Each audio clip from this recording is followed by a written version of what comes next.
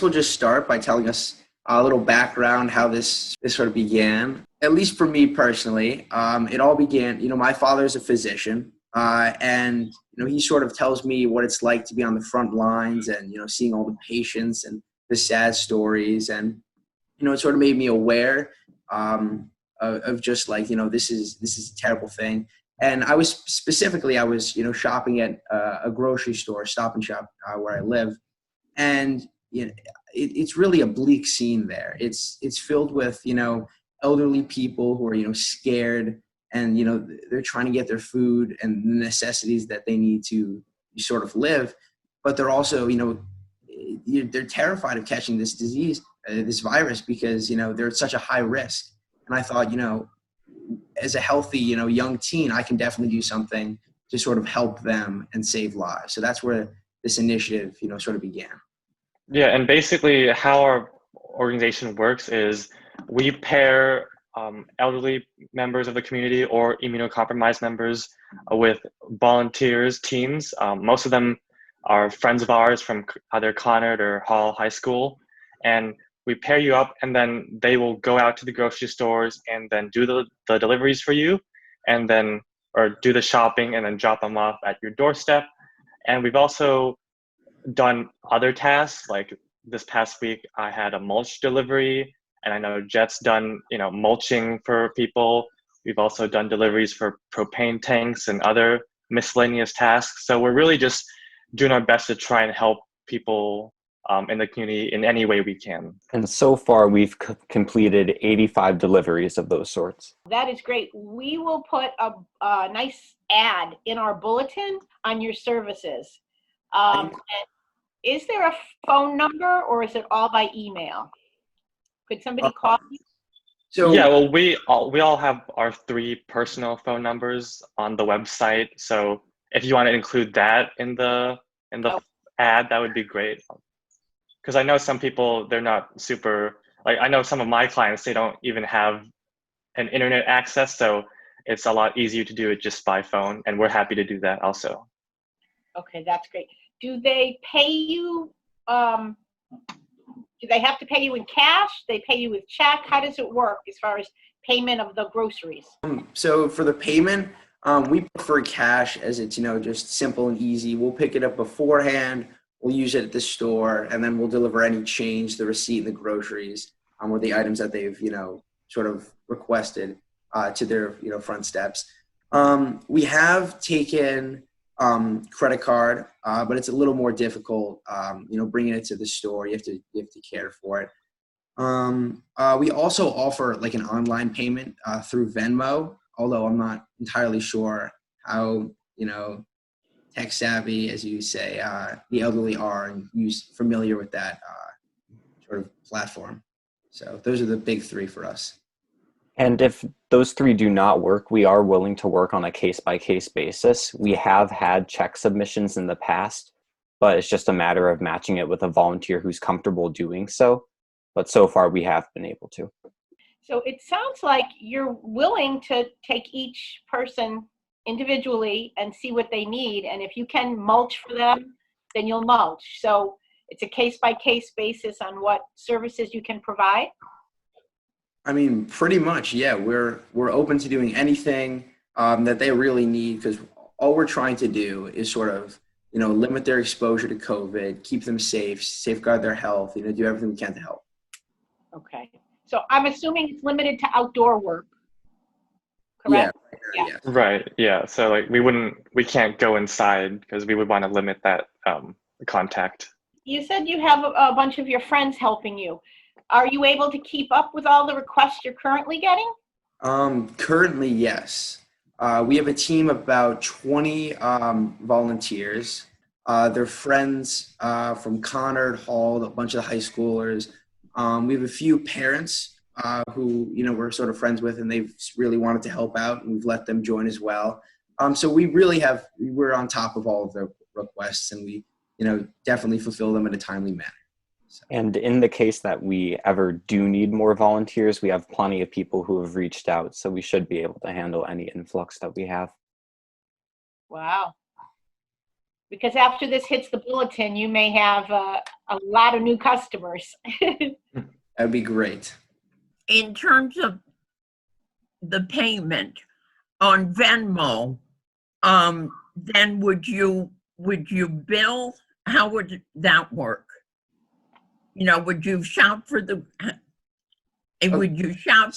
things first and then send a bill, or?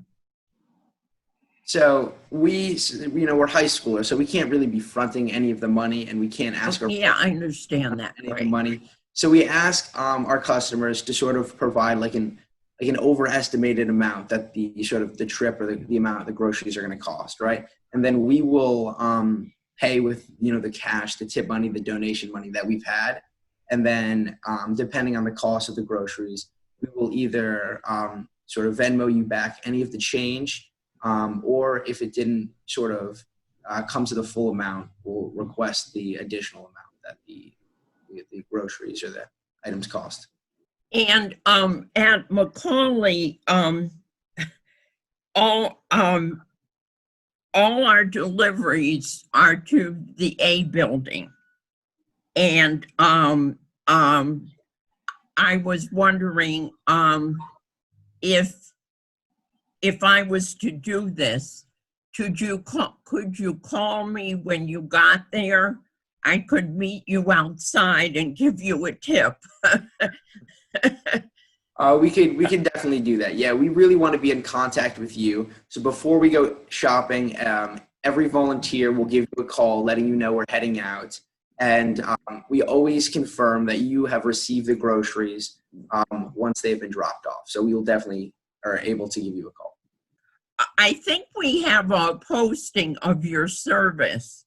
Yeah, I don't know if you know, her name's Barbara, but I gave her some flyers to hand out, and so it's nice that you saw that.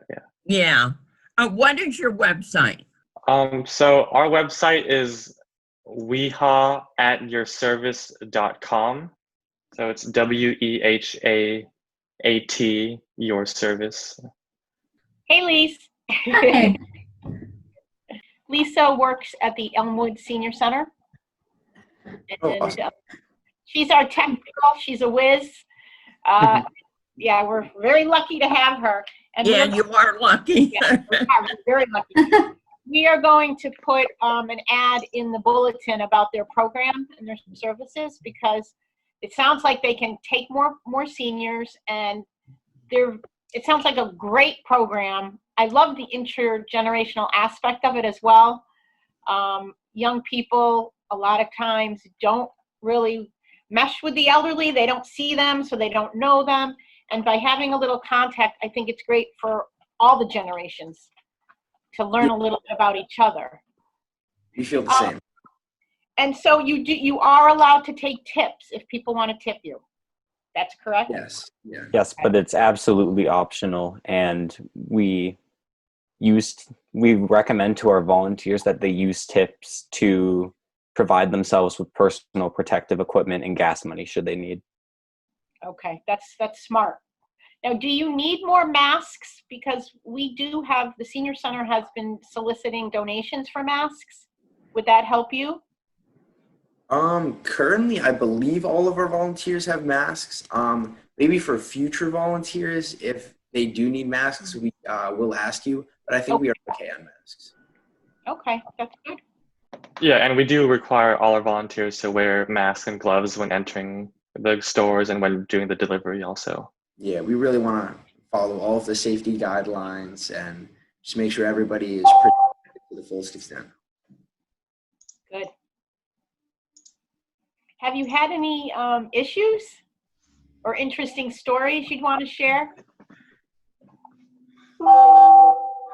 I'll share one. It was my first delivery, so I was sort of getting used to everything. And I accidentally forgot one of the bags at Stop and Shop. So I had to go back, and then I had to, get the bag and find it and still deliver it to the person. But it was okay. I had a conversation with her, and she sort of understood it was the first delivery. But that was my sort of getting used to the program. So, yeah. Especially since I'm sure, I'm going to assume this, as young men, you don't do the shopping for your household. So, Right. Yeah. We do not, or at least I don't. yeah, a new thing. It's not always easy, especially passing what you want. You have to go back for it. So now Yeah. you're old pros at it. Yeah. So.